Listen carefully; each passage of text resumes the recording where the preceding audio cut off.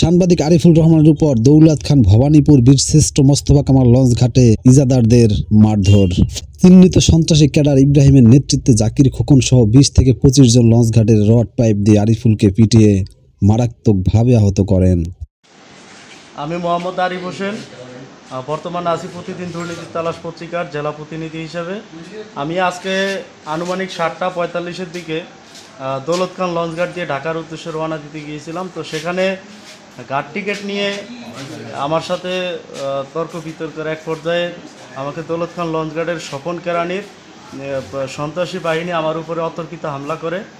হামলার মাঝখানে আমার মোবাইল ভেঙে ফেলে এবং আমার পকেট থেকে টাকা নিয়ে যায় এবং আমার হাতে ইনজুরি হয় এবং আমার সমস্ত শরীরে SS পাইপ এবং গাব গাছের লাঠি দিয়ে আমাকে অতর্কিতভাবে হামলা করে। প্রায় 10 জনের মতো লোক আমাকে এই হামলা করে।